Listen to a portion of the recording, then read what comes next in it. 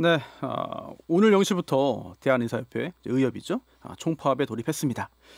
의협은 정부가 추진하는 의과대학 입학정원 증원 정책 이걸 당장 철회하라는 요구 등을 펴고 있는데요.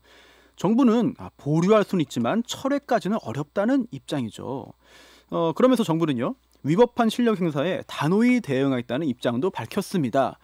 이러면서 조금 전입니다. 오늘 오전 8시에 정부가 수도권의 전공의, 전임의에 대한 업무 개시 명령을 내렸어요. 예, 이런 소식이 들어왔습니다. 게다가 여론도 만만치 않아 보입니다. 청와대 국민청원 게시판에 의협과 의사를 비판하는 글이 올라오고 있는 상황인데 여기서 의사협회의 상황인식 그리고 입장을 들어보고 싶습니다. 대한의사협회 김대하 홍보이사 겸 대변인 연결하겠는데요. 대변인님 안녕하세요. 예, 안녕하세요. 네, 바로 들어가겠습니다. 이제 예. 오늘로 예정됐던 이제 2차 파업 지금 0시부터 시작한 거죠? 예, 맞습니다. 오늘부터 진행을 하고 있습니다. 네네.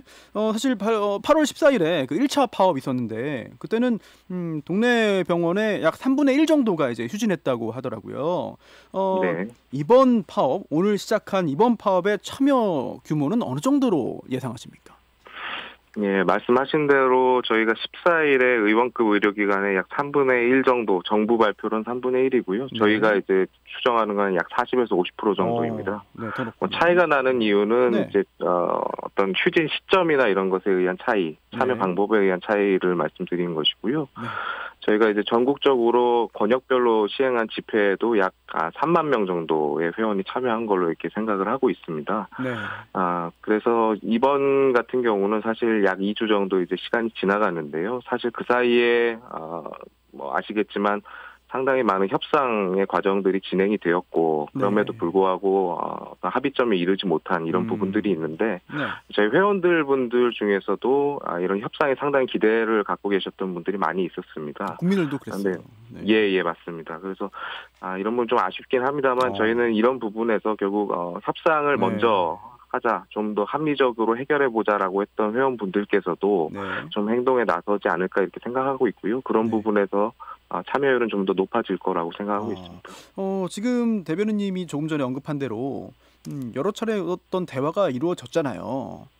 예. 특히 정세균 총리하고 또 의사협회 회장단이 만나기도 했고 또 예. 협상이 어제까지도 진행됐고 그런데 결국 아직도 많은 그런 국민들이 도대체 쟁점이 뭔가 어떤 부분에서 정부와 의사협회 사이에 어떤 갈등이 생기는 건가 이 부분을 아직도 잘 파악하기 어려운 측면이 있거든요. 핵심적인 내용을 좀 소개해 주시죠. 결국은 저희가 의대 정원 확대, 공공의대, 그리고 처백급여와 네. 그리고 비대면 진료, 원격 의료죠. 이 네 가지 네. 주제에 대해서 문제를 제기한 것인데요. 각각을 설명드리기엔 지금 시간이 없고요. 네. 가장 쟁점이 되는 것은 결국 신뢰의 문제라고 생각을 합니다. 신뢰. 그러니까 네 가지 정책이 다 추진되는 과정에서 네.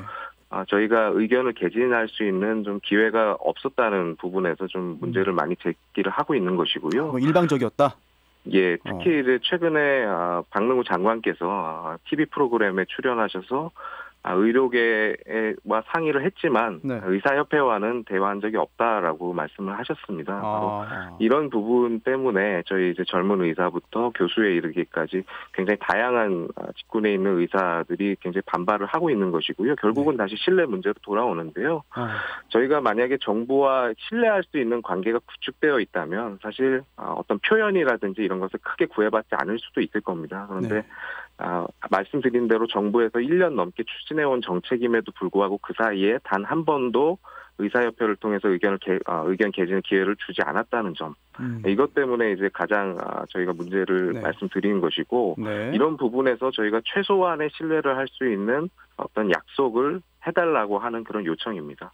일단 지금 네 가지 파업의 원인, 이유를 또 말씀하셨고 또 이거를 또 다 한데 아우르는 정부와의 어떤 신뢰 문제까지 이제 지적을 하셨는데요. 또 이제 좀 간단하게 좀 하나 묻고 싶은 게 그렇다면은 이제 사실 정권은 계속 바뀌잖아요. 이미 바뀌었고 여러 차례. 그러면 혹시 지금 현 정부와의 신뢰 문제인가? 혹시 뭐 지난 정권 또는 그 전 정권과는 뭐 신뢰 문제가 없었는데 이번 정권 들어서 생겼다고 보시는 건지 아니면 늘 정부와는 신뢰가 없었다고 보시는 건지 궁금한데요. 예, 그 부분은 어떤 정권이냐와는 전혀 상관이 없다고 말씀드릴 수 있습니다. 다시 네. 말해서 좀 진보적이거나 보수적인 정권, 네. 어떤 정권이 들어오더라도 사실 의료계와 정부의 관계는 거의 계속 비슷해 왔고요. 실제로 이전에 있었던 2014년 원격 네. 의료를 둘러싼 파업 갈등이 한 번 있었는데 그 당시에는 지금 이제 박근혜 정부였습니다. 그 당시에도 저희가 이제 반발했던 이유가 이런 정책을 추진하면서 결국 의료계 목소리가 반영 안 되었다는 것 때문에 반발했던 것이거든요. 그래서 예, 그런 부분에서는 어떤 정권의 차이는 아니라고 말씀드릴 수 있습니다. 네, 지금 의사협회에서 이제 그 파업에 이르게 된 그런 이유, 원인 등을 이제 잘 설명해 주셨는데, 그런데 지금 상황이 이게 코로나19 문제가 심각하잖아요. 예. 확산세가 굉장히 이제 심각한 상황이기 때문에 이게 국민의 생명을 담보로 파업하는 거 아니냐, 이런 비난의 목소리가 존재합니다. 네. 또 모든 국민들이 다 힘들어하는데 하필이면 의사들이 왜 지금 이 문제를 제기하고 있느냐. 그러면서 뭐 의사들이 들으면은 기분 나쁠지 모르지만 밥그릇 지키기 아니냐는 거친 목소리도 나오거든요. 예. 자, 국민들을 설득해야 할 것 같은데 국민들을 어떻게 설득하겠습니까? 먼저 이제 국민이나 환자의 입장에서 비판하시는 것은 당연하다고 생각합니다. 의사가 파업을 한다라고 했을 때 굉장히 이제 불안하심을 느끼시는 게 당연할 것이고요. 그렇죠. 예, 다만 이제 저희가 말씀드리는 것 첫 번째 이제 굉장히 송구스럽게 생각하고 있고요. 두 번째는 다만 저희는 상당히 원칙을 지키려는 파업을 하고 있다라는 말씀드리고 싶은데요. 원칙을 지키려는 파업. 예, 두 번의 8월 7일과 14일 두 번의 집단 행동이 있었습니다. 8월 7일에 이제 전공의 선생님의 파업이었고, 14일에는 이제 전체적인 파업이었는데, 아시겠지만 우려에도 불구하고 큰 사고나 대란은 벌어지진 않았었습니다. 그것이 가능했던 것은 저희가 필수 의료 기능, 그러니까 분만이나 응급이나 중환자 이런 부분에 있어서는 기능을 충분히 유지했었다는 것이고요. 두 번째는 아까 말씀하신 코로나19 확산세가 심각한데요. 저희가 이제 코로나19에 관련된 부분에 있어서는 파업과 상관없이 주어진 상황에서 할 수 있는 모든 것을 충실하게 하겠다라고 말씀을 드리고 있습니다. 실제로 파업에 참여하고 있는 전공의 선생님들이 그 선별 진료소의 인력이 부족한 병원에 지원을 하고 있기도 하고요. 그래서 이런 부분에서 저희들의 좀 진정성을 한번 봐주셨으면 좋겠고, 또 한 가지는 결국 저희가 파업을 함에도 불구하고 누가 시키지 않아도 자율적으로 유지하는 그런 필수 의료의 특징을 한번 생각을 해보신다면 결국 정부에서 말씀하신 취약지나 특수 분야 의사 인력 확충에도 이 부분은 필수 의료라는 특징, 과연 우리가 이런 분야에 있는 의료 인력을 어떻게 대우해야 될 것이냐라는 부분에서 시사점이 있다는 말씀을 또 드리고 싶습니다. 네. 오늘 이제 아침에 정부가 이제 사실 업무에 복귀해라 이런 내용의 어떤 명령도 내리고, 그리고 또 지금 속보가 계속 들어오는데요. 정부의 대응이에요. 의협을 이제 사업자 단체 금지 행위 위반을 이유로 공정위에 신고하겠다, 이런 입장인데, 글쎄요, 정부가 의협에 대한 여러 가지 조치를 좀 취하고 있는 것 같습니다. 여기에 대해서는 어떤 입장이세요? 일단 의료법에 기반해서 업무 개시 명령은 저희도 이제 예상을 하고 있던 부분이고요. 이것은 이제 어떤 국민 건강에 위해가 있을 가능성이 있다면 명령을 개시할 수 있다라는 부분인데요. 이거 위반하면은 사실 의사 면허에도 영향 줄 수 있잖아요. 예, 위반할 경우에는 이제 처벌 가능성이 있습니다. 물론 이제 법에 근거한 조치이긴 합니다만, 저희는 말하자면 이게 최근에 아마 아시겠지만 보건복지부의 한 인사께서 의사를 공공재로 생각한다는 말씀하신 게 굉장히 좀 논란이 된 적이 있습니다. 그러니까 의료의 공공성이 있기 때문에 어떤 의사라든지 의료기관에 대해서는 국가의 통제가 필요하다라는 취지의 말씀이었는데, 그런 통제 하에 상당히 많이 통제를 받고 있는 상황에서 어떤 부당한 정책이나 잘못된 프로세스에 대해서 저희가 문제를 제기하는 방법에 있어서 사실 어떤 절차를 밟을 수 있는 방법이 사실 없습니다. 굉장히 제한이 되어 있고, 그런 부분에서 사실 어쩔 수 없이 저희가 이 집단 행동이라는 것을 택할 수밖에 없었고, 그렇기 때문에 그나마 지금 이제 언론이라든지 이런 곳에서 저희가 이렇게 말씀드릴 기회를 가지게 되었습니다. 그래서 이런 부분에서 상당히 저희는 물론 정부에서 하는 조치는 정부로서 또 고려할 수밖에 없는 조치라고 생각하지만 저희는 상당히 좀 부당한 부분이 있다고 보고요. 저희의 의사 표출에 대해서는 정당성이 있다라고 판단하고 있고요.